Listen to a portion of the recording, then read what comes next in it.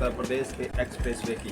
जी हाँ, उत्तर प्रदेश के एक्सप्रेसवे 2022 में जिसका उद्घाटन हमारे देश के प्रधानमंत्री नरेंद्र मोदी जी ने किया, या ये कह सकते हैं कि भाजपा के द्वारा किए गए कार्य का भ्रष्टाचार खुल गया है।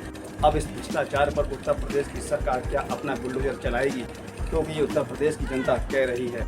जिस तरह से उत्तर प्रदेश के सीएम योगी आदित्यनाथ जी ने कहा था कि उत्तर प्रदेश का बुंदेलखंड एक्सप्रेसवे चित्रकूट धाम और बुंदेलखंड के लिए स्वर्ग साबित होगा, कि उत्तर प्रदेश के मुख्यमंत्री की इस वाणी को प्राकृतिक ने गलत साबित कर दिया है। नमस्कार, मैं हूं मुकेश को। बुंदेलखंड एक्सप्रेसवे जैसा कि आप देख रहे हैं, ये मैप है। यहाँ आप ऊपर जो देख रहे हैं, ये आगरा लखनऊ एक्सप्रेसवे के इटावा जनपद के कुदरेल गांव है। गांव से इसका निर्माण होकर और आप सीधे यहाँ चित्रकूट के गोंडा NH 35 नेशनल हाईवे के जो गाँव गोंडा है चित्रकूट का, वहाँ आकर ये जुड़ा है। ये पूरा बुंदेलखंड एक्सप्रेस वहाँ से लेकर यहाँ तक 296 किलोमीटर का बुंदेलखंड एक्सप्रेसवे प्रस्तावित थी, जिसका उद्घाटन हो चुका है।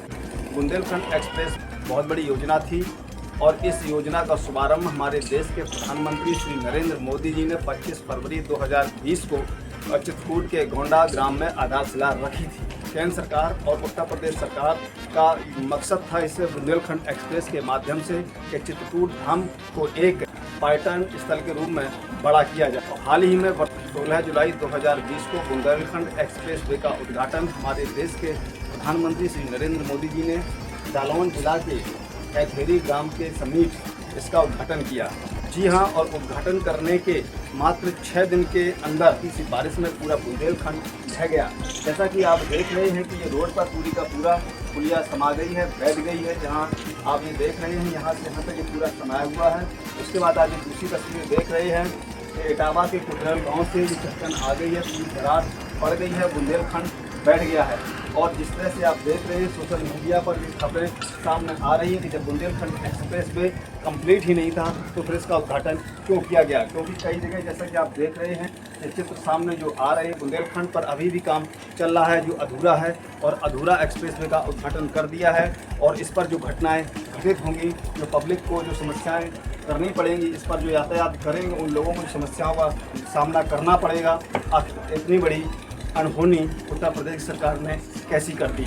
जी हाँ, और केंद्र सरकार ने 2024 के चुनावी एजेंडे का रोल उत्तर प्रदेश के अंदर बजाने के लिए अधूरे बुंदेलखंड एक्सप्रेसवे का जल्दबाजी में उद्घाटन किया गया है, और जिसका हल किसी बारिश बुंदेलखंड योजना की पूरी पोल खोल दी है। अब विपक्ष और सामाजिक कार्यकर्ता बुंदेलखंड एक्सप्रेसवे को लेकर उत्तर प्रदेश और केंद्र सरकार से जवाब मांग रहे हैं। 14,716 करोड़ की योजना में इतना लंबा भ्रष्टाचार आया है कि मात्र छोटी सी हल्की सी बारिश और उद्घाटन के मात्र 6 दिन के बाद बुंदेलखंड एक्सप्रेसवे ढह गया। कई जगह ऐसी घटनाएं आई हैं, और हम आपको एक ऐसी भी वायरल वीडियो दिखाएंगे जिसके अंदर उत्तराखंड के एक व्यक्ति चित्रकूट की यात्रा पर निकले थे, बुंदेलखंड एक्सप्रेसवे से चढ़े थे, और किस तरह से उनकी बाइक गड्ढे में गिरी। तो आप ये पहले खबर सुनिए। मैं धीरे जा रहा था, बारिश हो रही थी, तो 60-62 की स्पीड में था। तो जैसे ही उस जगह पे पहुंचा, सडनली मेरी गाड़ी उस गड्ढे में घुस गई, सामने चक्का, और मैं पलट गया बाइक के साथ। फिर गिर गया, फिर अपने आप को जैसे तैसे करके डिवाइडर के नीचे ले गया फिसलते हुए, क्योंकि कमर पे चोट लगी थी तो उठ नहीं पा रहा था। फिर फिसलने के बाद और भी कारें आ रही थी जो एक्सीडेंट हो रही थी, तो मैं ट्रक व्रक से कुचल जाऊँगा करके डिवाइडर के नीचे जाके छिपा था। करीबन 3-4 घंटे वहाँ पास था, किसी ने मदद नहीं किया मेरा। लास्ट में एक कार जो वहाँ पास डिवाइडर के पास रुकी, वो भी एक्सीडेंट हुआ। उनमें से 2 लड़के निकले, भाई थे, और एक अंकल जी निकले जिन्होंने मेरा फ़ोन ढूंढ के दिया और एम्बुलेंस और पुलिस को कॉल किया। और तब जाके एम्बुलेंस लेट थी, लेकिन पुलिस वाले सर जी ने ना अपने गाड़ी में लेके मुझे जालौन जिला अस्पताल ले गए। वहाँ इलाज, टाँका वगैरह लगा, लेकिन वहाँ इलाज नहीं हुआ, तो मुझे यहाँ झांसी रिफ़र कराया। आपने सुना।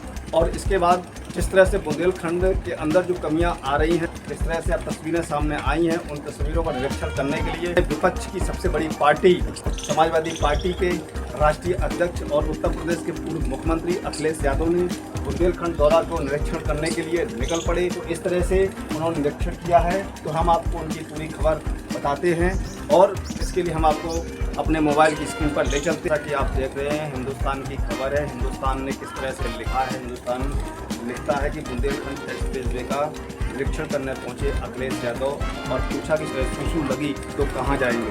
जैसा कि आप भी स्क्रीन पर देख रहे हैं तो ये पूरी खबर है। समाजवादी पार्टी के राष्ट्रीय अध्यक्ष अखिलेश यादव बुंदेलखंड एक्सप्रेसवे के उद्घाटन के बाद ही इसकी खामियों को गिनाते रहे हैं। सोमवार को अखिलेश यादव खुद बुंदेलखंड एक्सप्रेसवे को देखने पहुंच गए।